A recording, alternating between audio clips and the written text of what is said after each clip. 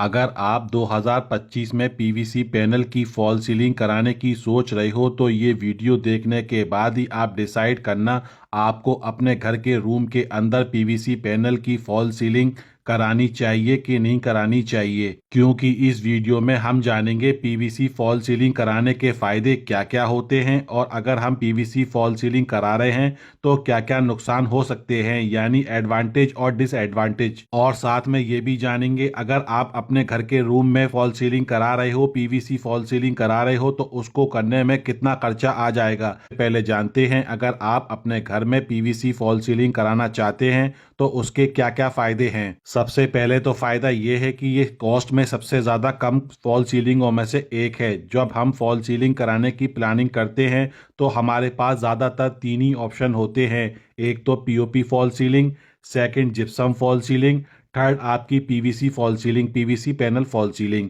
अगर आप इन तीनों में कंपेयर करोगे तो सबसे सस्ती फॉल सीलिंग जो होती है वो पीवीसी फॉल सीलिंग ही होती है और साथ के साथ इसका इंस्टॉलेशन भी कम होता है और आसान होता है। जब हम पीओपी फॉल सीलिंग कराते हैं तो मान के चलो कोई हमारा ओल्ड घर है तो पूरे घर की जितनी भी दीवारें हैं सब बेकार हो जाती हैं, उनको रिपेंट करना ही पड़ता है। अगर आप जिप्सम फॉल सीलिंग करा रहे हो तो उसमें ऐसा कुछ भी नहीं है, तो आपकी दीवारें उसमें खराब नहीं होंगी, पर उसमें टाइम लगता है। बट अगर आप पीवीसी फॉल सीलिंग करा रहे हो तो उसमें कुछ भी करने की ज़रूरत नहीं है, ना तो आपकी दीवारें गंदी होंगी ना कुछ, और ये बहुत जल्दी काम खत्म हो जाता है। और सबसे बड़ी बात, अगर आप जिप्सम या पीओपी फॉल सीलिंग करा रहे हो तो उसमें आपको पेंट कराने की ज़रूरत होती है। साल बाद, 2 साल बाद, 3 साल बाद आपको पेंट कराने की ज़रूरत पड़ेगी, पर पीवीसी फॉल सीलिंग में ऐसा कुछ भी नहीं है। एक बार आपने पैनलिंग यानी पीवीसी पैनल की फॉल सीलिंग करा दी, उसमें पेंट करने की कोई भी ज़रूरत नहीं होती।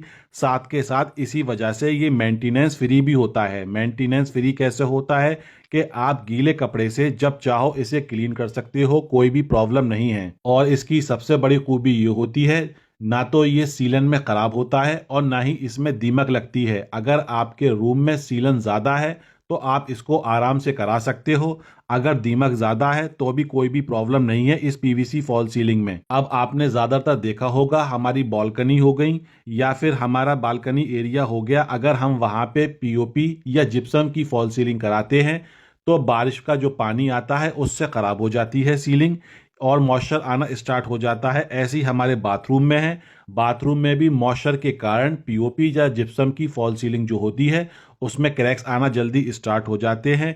इन दोनों जगहों के लिए बेस्ट है कि आप पीवीसी फॉल सीलिंग कराओ अपने बालकनी में और बाथरूम में। साथ के साथ इसमें आपको अनलिमिटेड कलर, अनलिमिटेड डिज़ाइन मिल जाएंगे और ये लाइट वेट भी होती हैं, जैसा चाहो वैसा डिजाइन आप करा सकते हो। अब वो आपके ऊपर है कि आपको किस पैटर्न में पीवीसी पैनल लेने हैं, किस कलर में लेने हैं, किस डिजाइन में लेने हैं और अपने पीवीसी फॉल सीलिंग जो आप करा रहे हो उसका डिजाइन क्या लेना है। ये तो सब जानते ही हैं, जो हम मटेरियल लेते हैं चाहे हम मटेरियल कोई भी ले रहे हो उसके फायदे भी होते हैं तो नुकसान भी होते हैं। अब जानते हैं कि अगर हम पीवीसी फॉल सीलिंग करा रहे हैं अपने घर में, अपने रूम में, तो उसके क्या क्या नुकसान हो सकते हैं।